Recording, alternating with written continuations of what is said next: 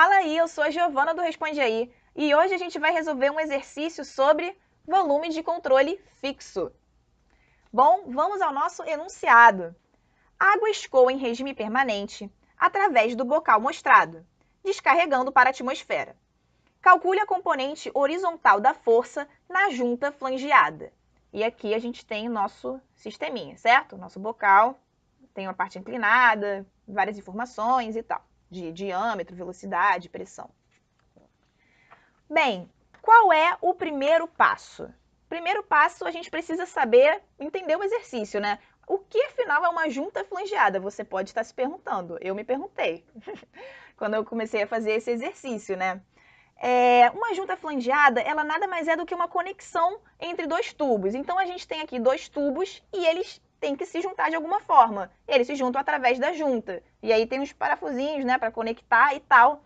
Então, né, não vamos nos apavorar. A junta flangeada é simplesmente uma conexão entre dois tubos. Vai ter uma força ali porque tem um fluido passando. Tá, e o que a gente quer saber? Bem, a gente quer saber justamente a força na junta. E ele quer saber a componente horizontal. Então, a gente vai trabalhar só no eixo X mesmo. O que a gente sabe também? Que o fluido está escoando e que também existe a força de pressão. Lembra que aqui tem um manômetrozinho e aqui tem uma pressão? Então, a gente não pode esquecer dela. Então, a gente quer calcular a força na direção X da junta, e a gente tem essas variáveis aí, a força de pressão, a gente sabe que o fluido está escoando, então a gente sabe que a gente precisa fazer o quê? Fluido está escoando, a primeira coisa que você pensa é, vou escolher o volume de controle, beleza? Então, vamos lá. O volume de controle, vou colocar aqui um desenho mais simplificado, né, sem todos os dados.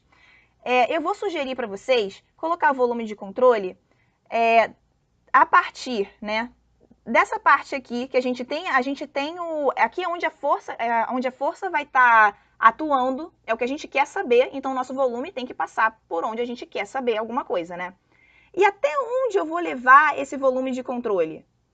Eu vou levar ele até onde eu tenho informação. E onde eu tenho informação? Aqui no finalzinho, né? Onde ele vai para a atmosfera, eu vou imediatamente antes aqui e vou fechar aqui. Por quê? Porque aqui eu tenho o valor do diâmetro, a gente consegue achar a velocidade, então é um bom lugar para a gente colocar, certo? Então esse é o nosso volume de controle, começando daqui, terminando aqui, beleza? Aqui por quê? Por causa da força que a gente quer calcular, ela justamente está desse lado.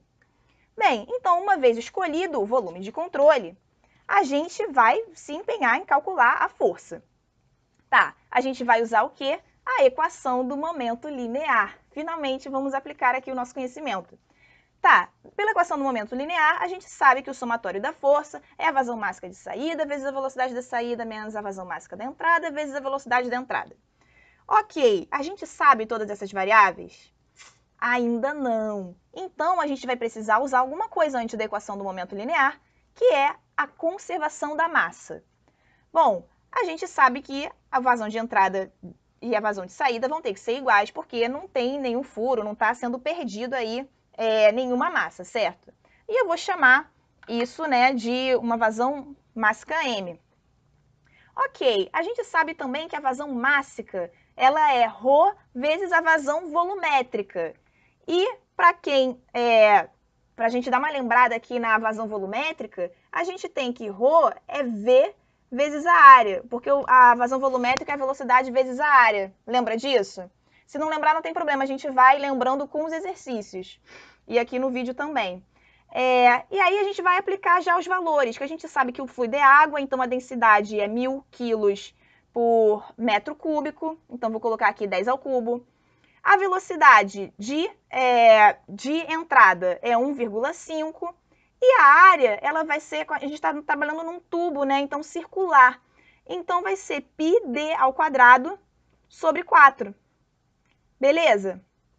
Agora só trabalhando aqui um pouquinho, né, o D, ele vale 30 centímetros, conforme o nosso enunciado diz. Só que centímetros, né, não está no sistema internacional. Então, na hora de colocar aqui a resposta, Eu vou colocar 10 ao cubo vezes 1,5, tá no metro por segundo, então tá certinho. Mas aqui eu vou colocar 0,3, certo? Que é 0,3 metros. Tudo isso divididos por 4. Esse valor todo aí vai me dar quanto? Colocando na calculadora, 105,81 quilos por segundo, certo? Então, a gente achou a vazão máxima de entrada, que é igual a de saída. Ah, Gi, mas você usou você usou a de entrada, por que você não usou a da saída? Bem, eu não usei a da saída porque eu não tenho a informação da velocidade da saída. E, aliás, eu queria saber isso também, porque eu vou precisar aplicar isso na equação, né, do momento linear. Então, vamos descobrir isso, a velocidade da saída, V2, vamos descobrir? Bem, para isso eu vou usar de novo a conservação da massa. Por quê? Porque na conservação da massa a gente tem esse valor aqui, né, que um é igual ao outro. E aí a gente pode escrever dessa forma, como forma da vazão volumétrica vezes a densidade. E aí a gente pode levar isso ainda mais a fundo, né? Velocidade vezes a área. Ok. Vamos ver quem a gente tem. Aliás, primeiro, desculpa, eu pulei um passinho, né? Que essa coisa a densidade, né? Eu vou cortar. Beleza, então eu fiquei com V1A1 igual a V2A2. Vamos ver se eu tenho todo mundo? Eu tenho V1, porque V1 é a velocidade na entrada, certo? V1 é conhecido. A1 também conheço, que é 30 centímetros, ou 0,3 metros. Aliás, essa é a densidade não, desculpa, o diâmetro. Então, a gente vai colocar aqui a área, né? πd ao quadrado, mas a gente consegue calcular. A área 2 eu também sei, porque eu também sei o diâmetro. Só faltou achar o V2. Então, com essa equação, a gente consegue calcular. Então, essa equação fica assim, né? Substituindo todos os valores, fica o V2 aí como uma variável. E eu colocando tudo no SI, né? 0,3 metros e 0,15 metros.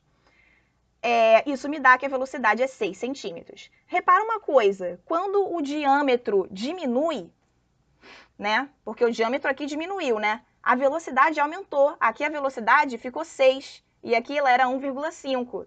Isso acontece justamente, né? Faz todo sentido. A gente vê da conservação da massa, né? Então, se eu diminuir ali o meu diâmetro, eu vou aumentar a velocidade que está passando por ali.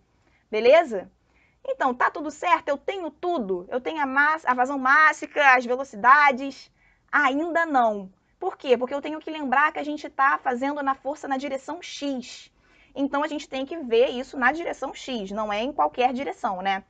Bom, o somatório da força, então, vai ser esse US, que vezes a vazão máxima em S, e a mesma coisa com a entrada. Quem diabos é esse US? É a componente justamente horizontal da força, componente em X. Então, vai ser VS, a velocidade, vezes o cosseno de θ, que é o ângulo que faz, né, com a horizontal. Isso vai me dar, né, que a gente tinha que era 6, e o cosseno a gente sabe que é o cosseno de 30, que o enunciado deu, que é a raiz de 3 sobre 2. Isso vai me dar 3 raiz de 3 metros por segundo, né? E a mesma coisa a gente faz com a entrada, só que na entrada a gente está vendo que ela já entra na horizontal.